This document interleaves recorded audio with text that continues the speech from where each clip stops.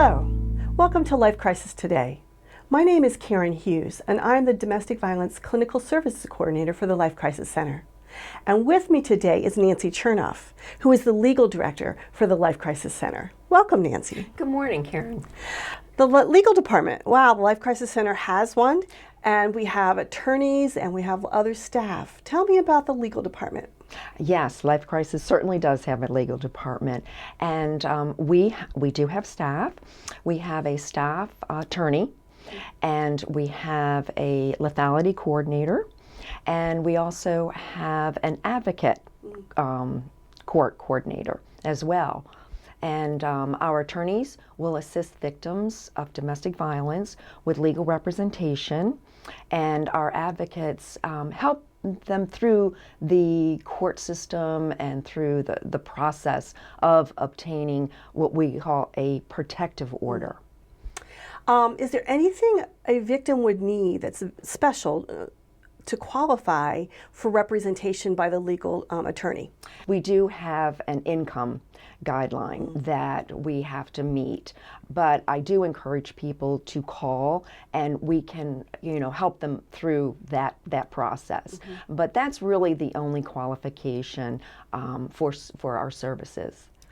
You said a protective order. Is there anything else besides a protective order that a victim might need services for? Oh yes, absolutely. We provide a lot of pro se advice. I'm an attorney as well, and our staff attorney will help with filing for custody, will help with filing for divorces. We don't actually represent the person, but we definitely will advise them regarding what they need to file, where they can go, and we have a whole referral list to help them through that process. Some victims also have issues with landlords when they're renting, and through the protective order, they now have the apartment, and they may not be able to stay there, so they have to break the lease, and we do help them with those issues as well. In getting a protective order, is there? I know that there's a protective order, but there's also something called a peace order. What's that, and what's the difference between the two? Okay, that's a very good question. A protective order is for someone that is having an intimate relationship with another person and find that they're in an abusive situation. Protective orders also apply to, I think the simple way to remember it is somebody that is related to you by blood. Okay, so it could be a parent and an adult child. It could be a grandparent with their, someone they're related to. A peace order is if you are not related to that person and you are not having an intimate relationship with them, I think is the easiest way to remember those. Life Crisis does mainly the protective order because that involves the majority of the domestic violence, of course. We assist in peace orders on a very limited basis. If I needed to go get a protective order, could I represent myself, or do I need to come and get representation? No, you can represent yourself. As a matter of fact, anybody can represent themselves in any type of court proceeding. Of course, it's complex because you have to adhere to all the rules of evidence and things of that nature. But with protective orders, I've seen a lot of victims represent themselves. It's a different type of proceeding. It's a special proceeding that was created for domestic violence. So it isn't as complicated to represent yourself, but usually the victim is very traumatized and just going to the court, and the abuser will be standing at the table next to them. So I think this is where especially our advocacy program comes in, because our advocates, they're not attorneys, but they will go right through the process with you. They're a great emotional support, and they are an integral part of our legal department. I can imagine it's pretty scary to go by myself if I needed that. So the advocates, Yeah. what is that and what do they do? Okay. That is just a wonderful program with wonderful people. It is a volunteer program, and they go through a lot of training. It's about 32 hours of training. And then they accompany the victims to the courthouse. They sit with them through the process, so they're forming almost a barrier between the victim and the abuser or the abuser's family. They help them, direct them to, when to go up to the table. They help them fill out forms. And I think one of their most important roles is they sit down with that victim and they safety plan, because, as we know, the protective order is a piece of paper. So they will work with them on a safety plan after they leave the courthouse. They work with them about referrals, what they might need, and directing them most of the time to our wonderful hotline that has all those referrals. They arrange cabs for victims that need to be picked up. So they are a tremendous support for that victim through the process. Advocacy, you said training, what's involved? I'm sure that's a lot of information they need to know.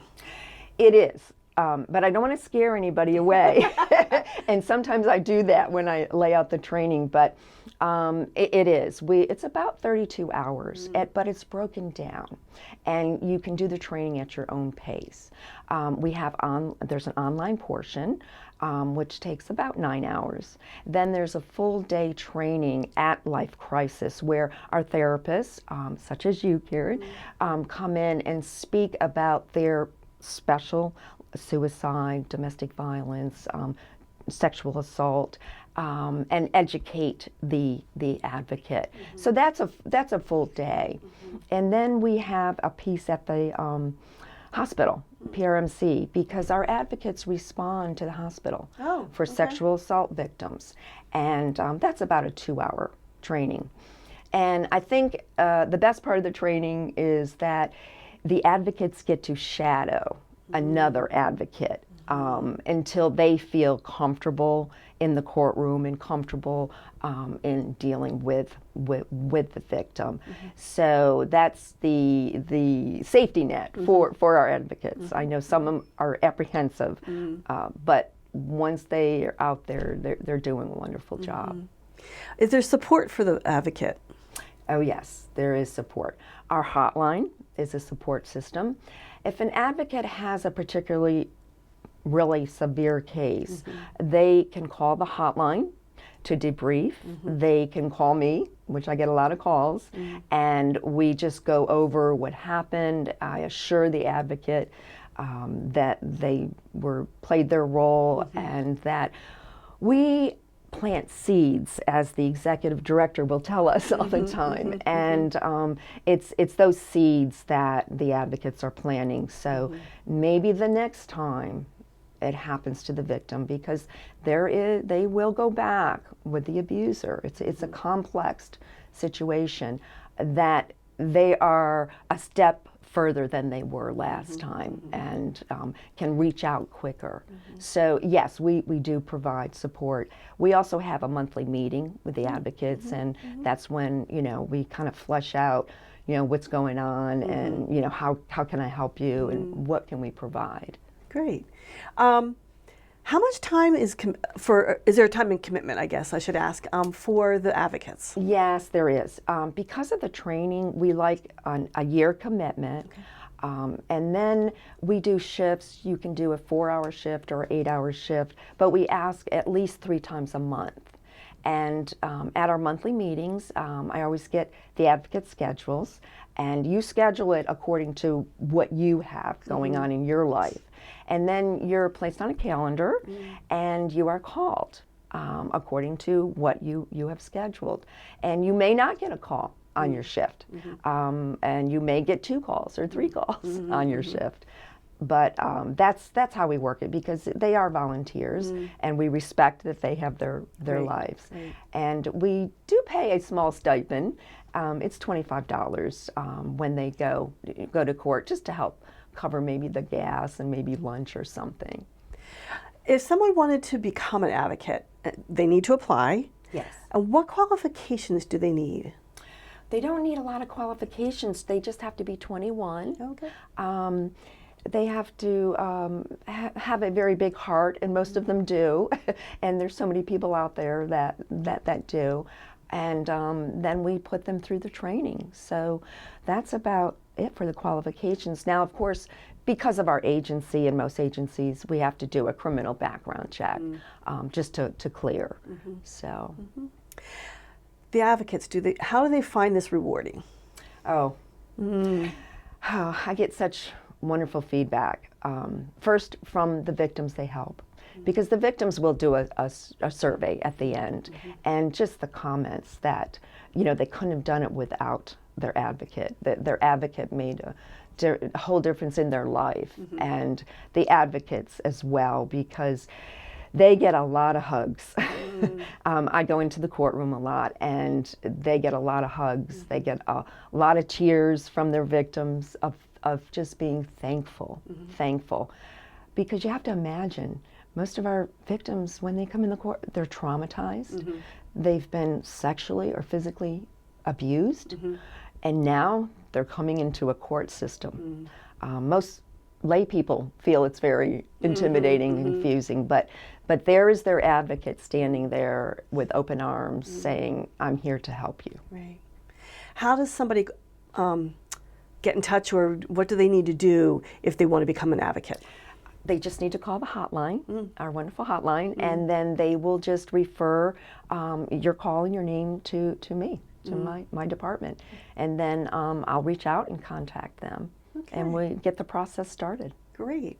And we're always looking for advocates. We are always looking for advocates, Karen. Yeah. The need is such, unfortunately, in our day and age. I think the statistic is that 1 in every 3 women will find themselves in a physical abusive situation, and 1 of every 4 men as well. That's the national statistic. And we help men and we help women. Well, thank you, Nancy. Well, thank you, Karen, for the opportunity. And when I can talk about our advocate program or legal department, I love to. Thank you. And if you're interested in becoming an advocate with the Life Crisis Center, you can always call our hotline. Our hotline number is 410-749-HELP. Again, the number is 410-749-4357. And I want to thank you for spending time with us today. I also want to thank the PAC 14 for making this available to you. Thank you.